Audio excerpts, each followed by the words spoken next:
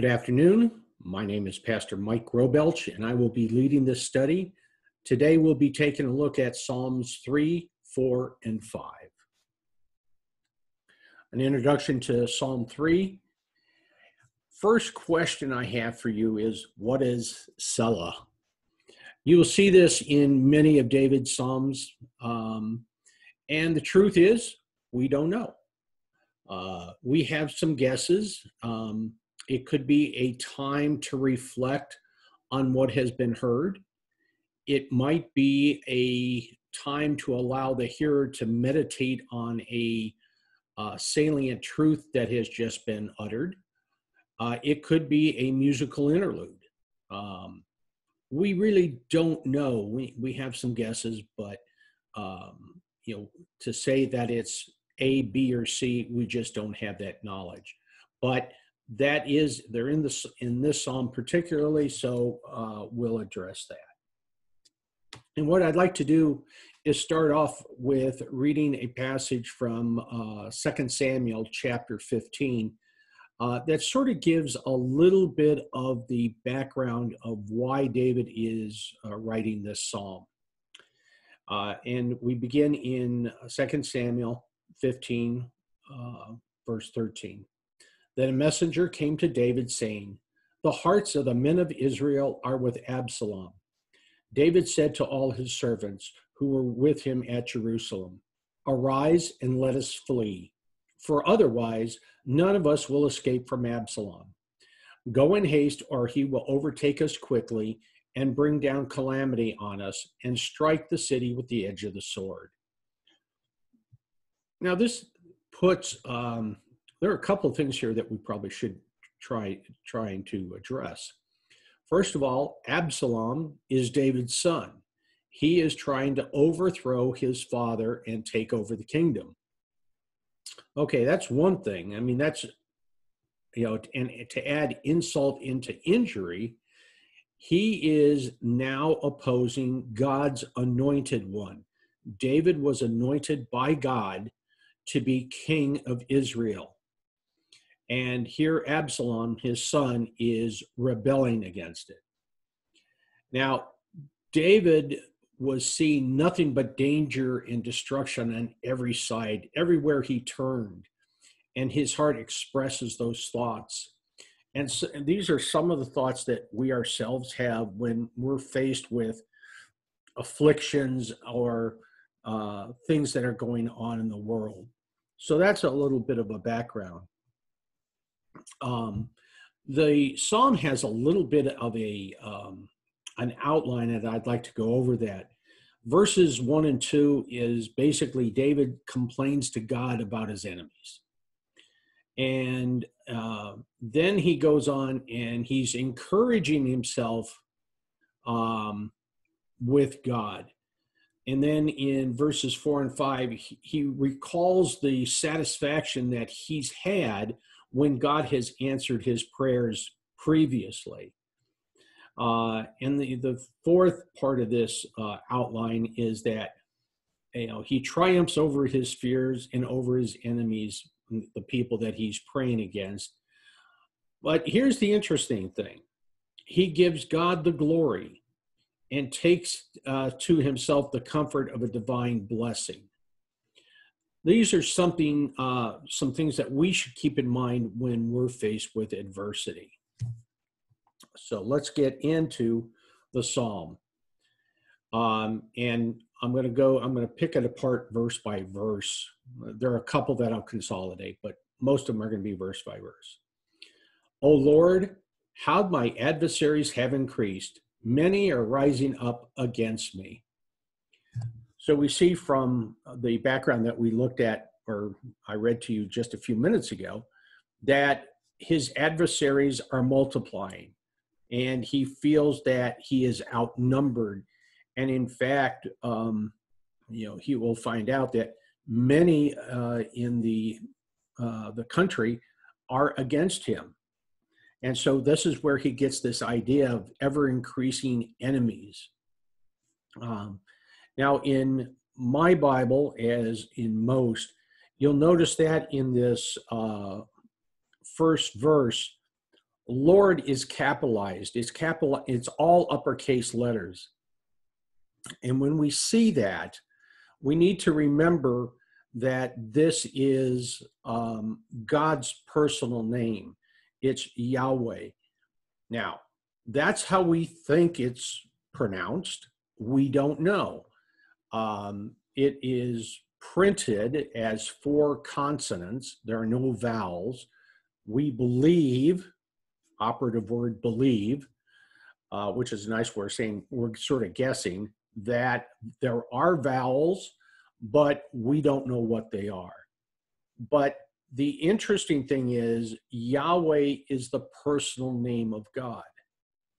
If you had someone that you respected or held in high esteem, you would usually say Mr. or Madam so-and-so, Madam Secretary if they were a cabinet officer, Mr. President. But if you're talking to that same person and use their personal name, like Condoleezza Rice, if you were familiar enough with her and said you were able to talk to her and say Condi, that has a very different connotation. That means there's a sense of familiarity, of actually knowing each other, of a little bit of casualness, if you will. Now, there's not the very formal Mr. President, Madam Secretary.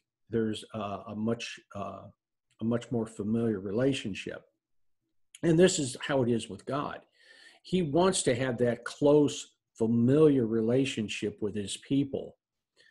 Now, one thing our Jewish brothers and sisters, they were so concerned about using God's name in vain that they will go to extraordinary lengths not to say it. And if any of those are watching at this time, I really apologize if this offends you. That's not my intent. But it is talking about the personal relationship between man and God. And we pick up in verse, well, actually, I want to go into 2 Samuel again to give you a little more context. Now, someone told David, saying, Ahithophel is among the conspirators with Absalom. And David said, O Lord, remember, Yahweh, I pray, make the counsel of Ahithophel foolishness. It happened as David was coming to the summit where God was worshipped, that behold, Hushai the Archite met him with his coat torn and dust on his head. And David said to him, if you pass over with me, then you will be a burden to me. But if you return to the city and say to Absalom, I will be your servant, O king, as I have been your father's servant in times past. So now I will be your servant. Then you can thwart the counsel of Ahithophel for me. Are not Zadok and Abiathar the priest with you there?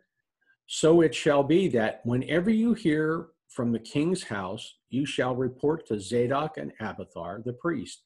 Behold, their 2 sons are with them there, Ahimaaz and Zadok's son, and Jonathan, Abiathar's son. And by them you shall send me everything that you hear. So Hushai, David's friend, came into the city, and Absalom came into Jerusalem.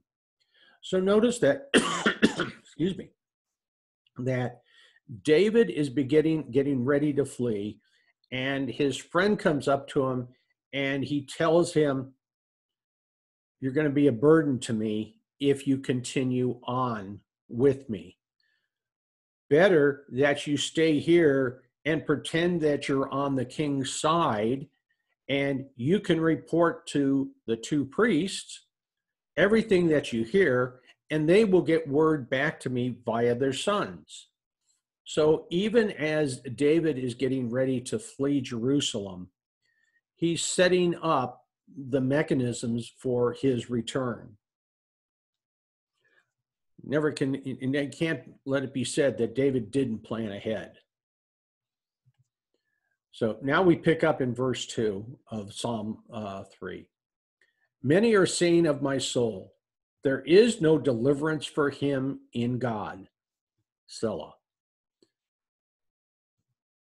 David's condition was that he was surrounded by enemies, and this would cause even the most stout of men to, to really question, was God really with him? But yet here his enemies are saying there's no deliverance for him from God. We are so strong that even God can't thwart our plan. And when you sit there and look at that, on the face of it, you have to say that, are you guys out of your ever-loving mind? Look at what you just said. You are saying to God, who spoke the heavens and the earth into existence, that you are actually going to thwart his plan? I think it's going to be the other way around. And David's faith in God is shown by this. He's saying, here's what these other guys are saying. They're saying there is no deliverance for him in God. David has nowhere to go, nowhere to flee. So in verse 3, but you, O Lord, are a shield about me, my glory and the one who lifts my head. Now, we'll take this apart. A shield is not an offensive weapon. For those of you who watched the movie 300, notwithstanding, that wasn't really the way the Spartans did it, but hey, it made a good movie. A shield is to prevent you from being struck by a spear or a sword. It is strictly, and God is his shield. God keeps danger away from David and deflects it or defeats it. But the interesting thing to me in the second half of this verse, you are the one who lifts my head. David is in deep tribulation, and yet he sees God as lifting up his head, cheering him up, lifting up his spirit so that he can go on, that he can, take what the enemies are throwing at him, and yet he can still look at God, knowing that God will rescue him. God will take care of him.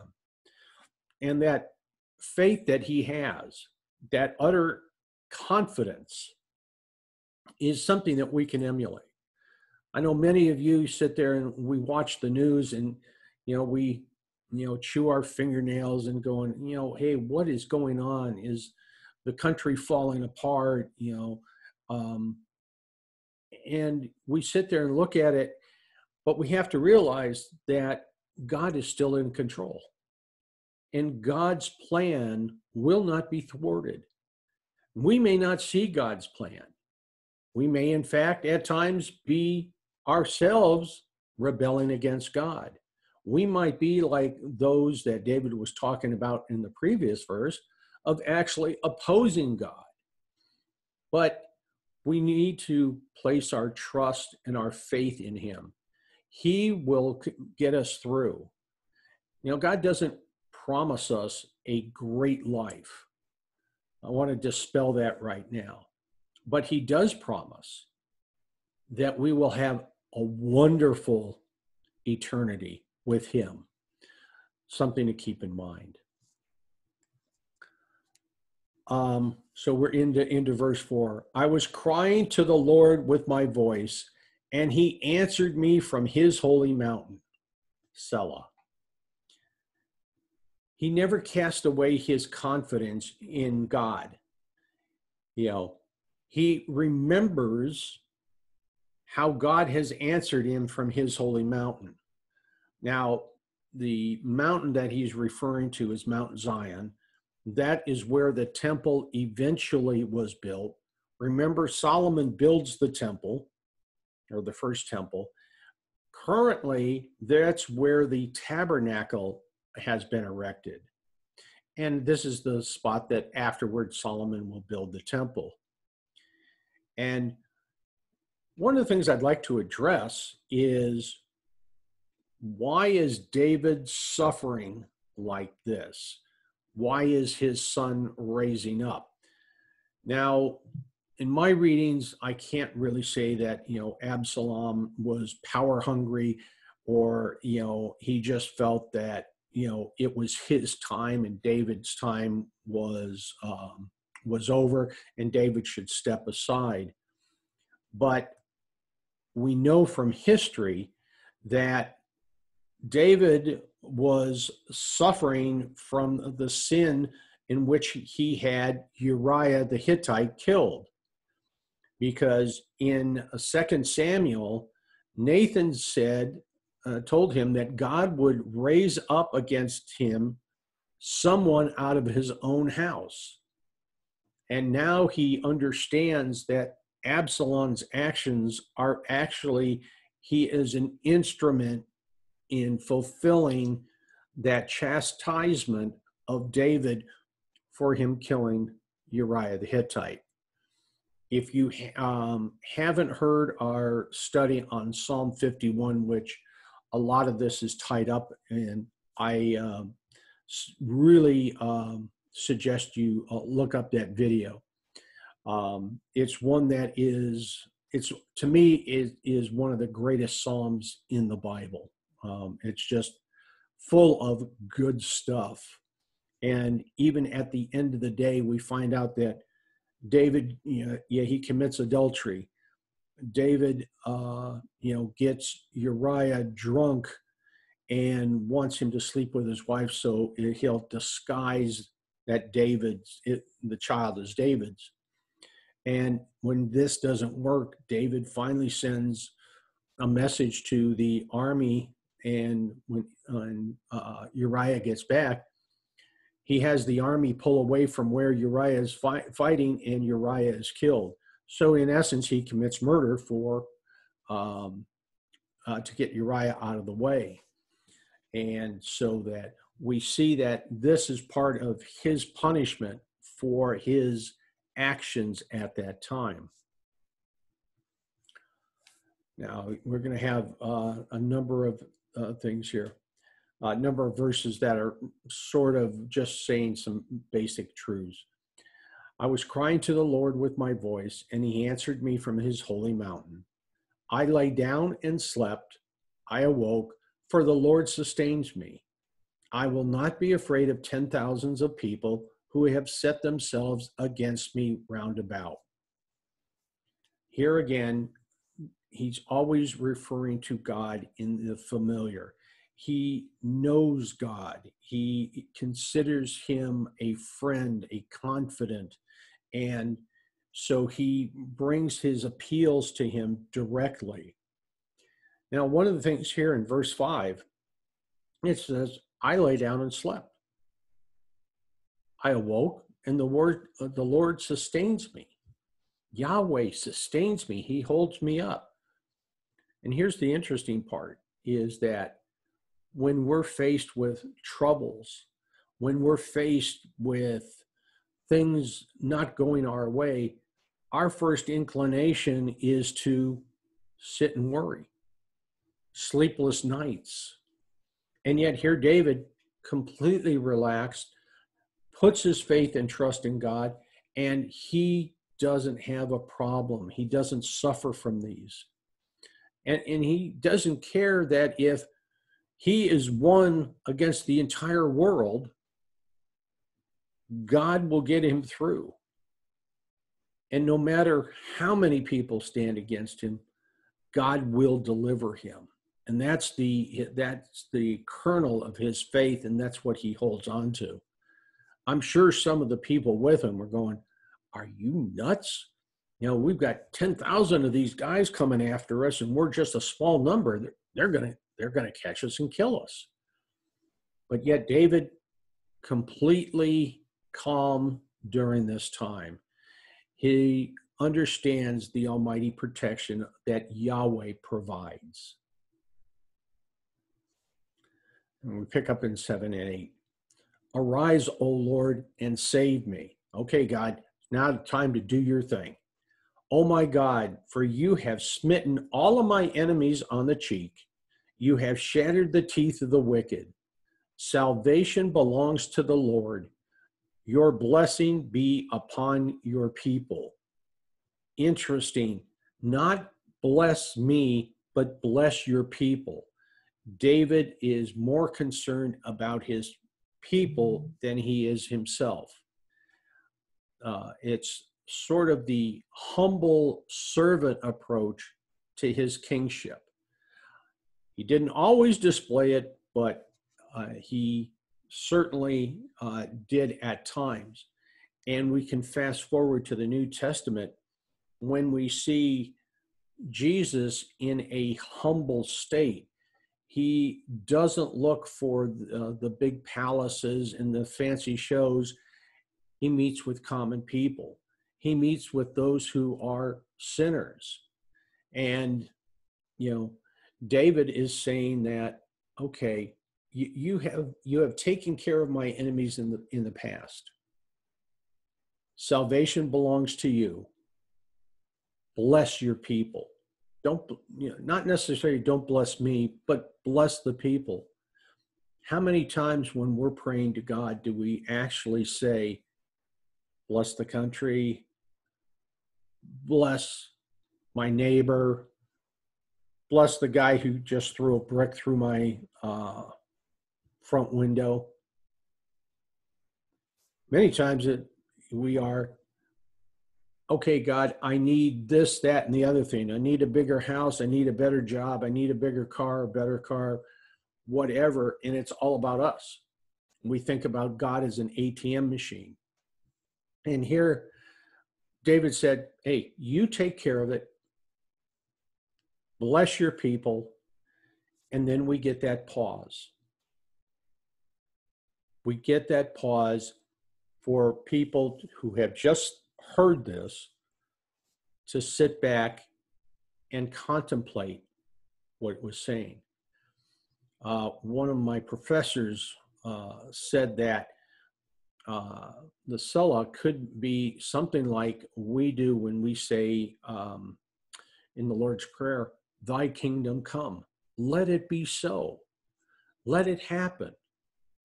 Because we know for believers that will be a huge blessing. And that is, our study on Psalm 3. And now we're going to go into Psalm 4. Now, Psalm 4 has a superscription, which is said this, the music will be played on string instruments. It is a Psalm of David. Not all of the Psalms are David's, but a vast majority are. And let's get a little background into Psalm 4. When David had come to Mahanaim and Absalom crossed the Jordan, meaning that David has left Judah, he's across the Jordan, and he and all the men of Israel with him. Absalom sent Amasa over the army in place of Joab. Now Amasa was the son of a man whose name was Ithra the Israelite, who went into Abigail, the daughter of Nahash, sister of Zeruiah, Joab's mother. And Israel and Absalom camped in the land of Gilead. David's flight has come to the far east side of the Jordan. He has a number of faithful men that are continuing with him. But the army, the main body of the army, which Absalom has recruited from all over Israel, is much larger. And so here David is setting up to pick up the spirits of his men, So he writes this hymn because he's been inspired by God. And it's a song of consolation for anybody who's in trouble. And, we get the the superscription about, okay, here's the type of music you should play on this. And I really would have loved to heard that kind of music. Is it deep and foreboding? Think of some of Beethoven's works with an orchestra using violins and cellos. Or is it more upbeat using lyres and flutes? We don't know, but it's sort of interesting just to think about how this was done. Okay, so we look at the first three verses. Answer me when I call, O God of my righteousness. You have relieved me in my distress. Be gracious to me and hear my prayer. O sons of men, how long will my honor become a reproach? How long will you love what is worthless and aim at deception? We have the Selah, the pause. But know that the Lord has set apart the godly man for himself. The Lord hears when I call to him. Very, very powerful. This offering that David has given is that God is the sole arbiter of what is righteous and what is good. And David is his anointed one. And so David here talks about entering in a relationship with God, with Yahweh. And this is what we all endeavor to do.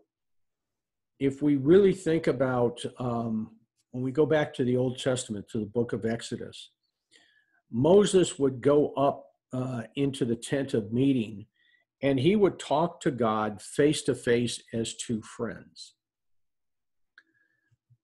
We can't do that at this point. We're sinful, and our sinfulness would cause that to be a disaster for us. And so what David is saying is, while on earth, put your faith and trust and hope in God. And when we say hope, we're not talking about, I hope I win the lottery, or I hope it cools down tomorrow, where there's elements of chance. It's a confident faith that this will happen, or this person, in this case, God, will protect me. And so he wants people to get into this relationship, and that God allows man to approach him because his love for his creation. That is why we were created, that God could shower us with agape love. And this was, David's confidence of his pious heart. So we pick up in verse 4.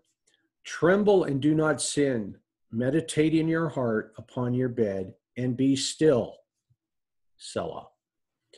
Offer the sacrifices of righteousness and trust in the Lord. Many are saying, who will show us any good? Lift up the light of your countenance upon us, O Lord. And here, this is something that, this is a point that I really truly want to make. When we talk about offering sacrifices of righteousness, there was a entire protocol of what sins required what sacrifice. And that the sacrifice would be a symbolic payment for whatever sin had been committed. There were even offerings of thankfulness, or thanksgiving, what might be a more appropriate word. But this is one where David is saying, God deserves sacrifices, and it is the sacrifice, and it is the petitioner's mindset as he approached the sacrifice.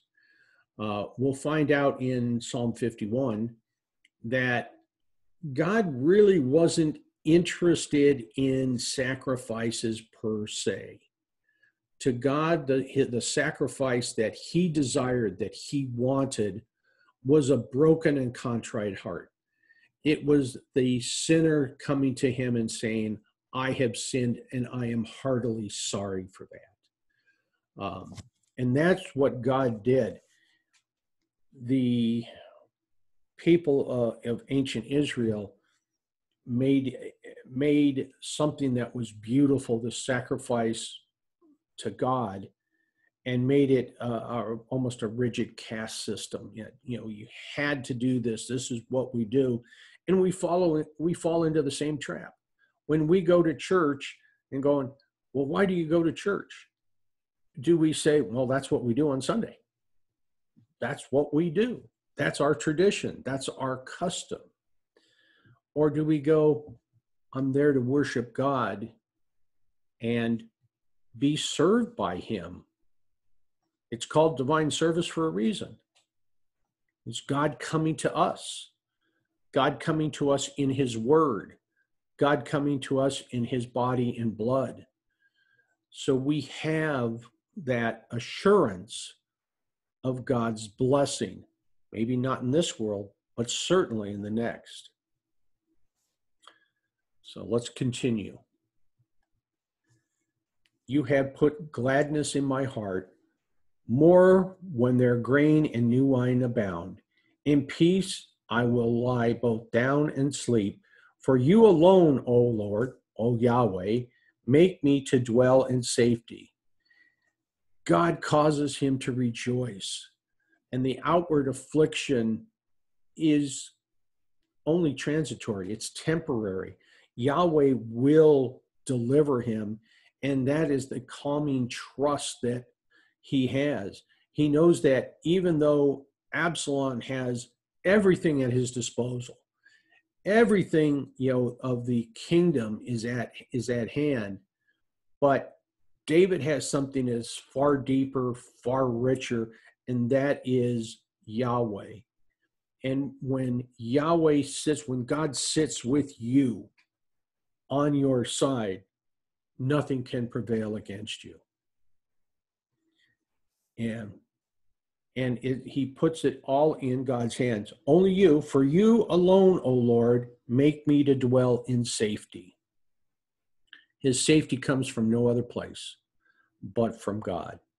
And these Psalms, it's a really good thing when things are going poorly for you, or you feel they're going poorly, that you read some of these and understand what David is going through, and you can draw parallels to what you're going through. And with God on your side, you can forego the restless worry and take pleasure in a refreshing night's sleep. It is because your sin has been covered. Excuse me. And now we'll get into 5. Here is rather interesting. They talk about, and I'm going to nail off, flutes or some sort of wind instruments. So we have a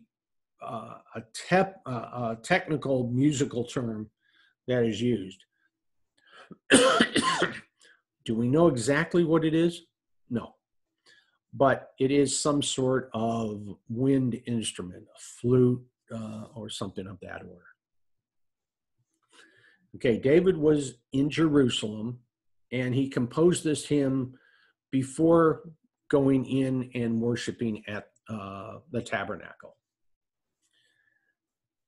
Give ear to my words, O Lord. Consider my groaning. Heed the sound of my cry for help, my King and my God. For to you I pray. In the morning, O Lord, you will hear my voice. In the morning, I will order my prayer to you and eagerly watch. Listen to me, Yahweh. Consider my prayers. Notice he says consider. He doesn't say, give me what I ask for. He gives God some leeway. And I think the reason he gives the leeway is that he wants to make sure that his will and God's will are aligned. Then he, in the 3, you will hear my voice. In the morning, I will order my prayer to you and eagerly watch. David expects an answer. And that's his confident approach to God. And that can be our confident approach as well. When we stand before God or we kneel at the altar, we stand there both as a sinner and a saint. That's one of the paradoxes that we have in our faith. We sit there, we have sinned and fallen short of the glory of God. You can look to your right and to your left, and everyone there has fallen short of the glory of God. But because Jesus lived the life that we cannot live, one of perfection, he fully fulfilled the law. He was tempted in every way that you and I are tempted, and he never failed. When he walked up to Calvary, he had all of your sins and all of my sins placed on him. And he paid the blood price for each and every one of those sins. David has a similar confidence in God. He knows that God will rescue him. He doesn't know how, but he has the confidence that this will happen. You and I can have the same confidence when we approach the altar because of what Christ has done for us. He's paid for our sins. He intercedes on our behalf. So when we stand in front of the throne of God, our sins, as the prophet Isaiah says, are moved from as far from us as the east is from the west. Our clothes are white, clean, without blemish. This is what the atoning sacrifice of Jesus does for us. So we can approach and talk to God, and we can use God's name, Yahweh, when we approach. And we continue on here in verse 4. For you are not a God who takes pleasure in wickedness. No evil dwells within you. The boastful shall not stand before your eyes. You hate all who do iniquity. You destroy those who speak falsehood. The Lord abhors the man of bloodshed and deceit. I'm sort of going to go backwards on this. The Lord abhors the man of bloodshed and deceit.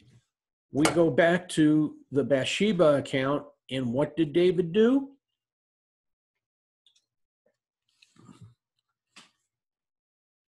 He committed adultery. He tried to cover it up. And then when that didn't work, he had Uriah the Hittite killed. Well, that sounds like a man of bloodshed and a man of deceit to me. But yet God accounts to him a man after his own heart. And we look at this and go, how is this possible?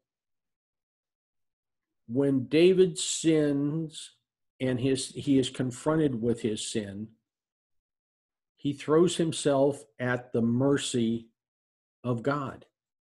He knows that God can make it right.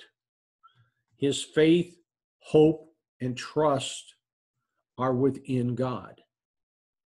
And that's the same faith, hope, and trust that we as Christians have. Because our victory is won. Christians are probably the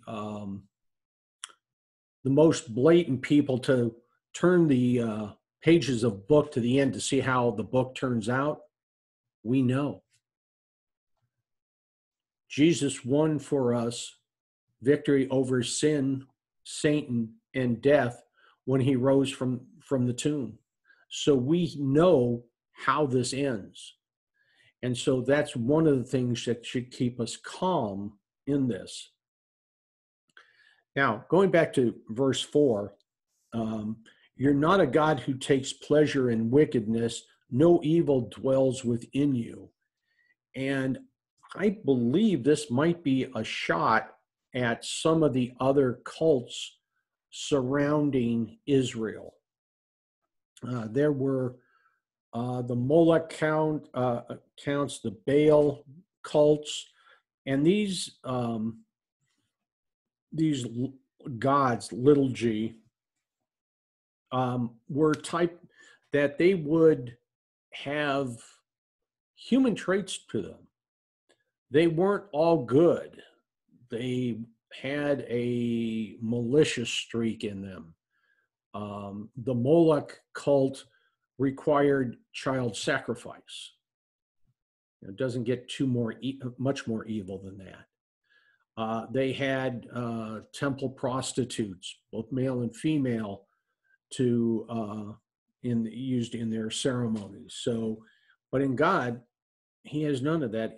God is all good. That's why a sinful man cannot stand in front of a righteous God, not without the intermediary intercessor, Jesus Christ. And then we go into verses 7 to 9. But as for me, by your abundant loving kindness or grace, I will enter your house. At your holy temple, I will bow in reverence for you. O Lord, lead me in your righteousness because of my foes. Make your way straight before me. There is nothing reliable in what they say. Their inward part is destruction itself. Their throat is an open grave. They flatter with their tongue. And here is David, who doesn't know that when the Messiah is coming. He knows that God has promised a Messiah, and one day the Messiah will be there. And oh, by the way, the Messiah will be a son of David. He has a childlike awe and reverence on the part of his God. He trusts in him. He doesn't try to figure out, well, how's God going to do this? Do I need to help? Which is where one of the ways that we go astray is, we think we need to help. We want to take God off the throne and say, let me show you how this is done. And God doesn't need that. He knows how it's going to be done. He already has a plan. And when we get in and muck it up, he's the one who sits there and says, okay, you did this, so I'll change things a little bit, and I'll still get to the same place that I wanted to, even though in spite of us. And so we see this, that David has this childlike faith, and he's very steadfast. His enemies, on the other hand, their inward part is destruction theirself. Their throat is an open grave. They almost get the sense that they're godless. They really don't, take part in or take seriously Yahweh being the living God, and they indeed might not. We just don't have enough additional information. But the one thing that we do know is that David now is saying, my enemies are the complete antithesis of you, Yahweh. And he's expecting that Yahweh's anger will boil over on his enemies. Now we get into verses 10 to 12. Hold them guilty, O God. By their own devices let them fall. In the multitude of their transgressions, thrust them out, for they are rebellious against you. Excuse me.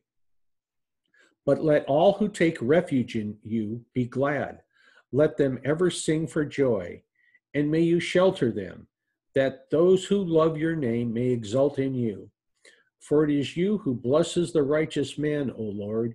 You surround him with favor as a shield. Again, that shield, that protection. David is saying, they have made their own bed, make them lie in it. This is a sense of, God's people will take refuge in him, take care of them. And this is something that God said he will do.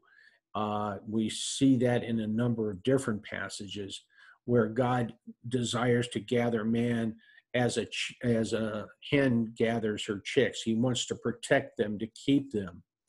And David has this utter confidence that he will do that.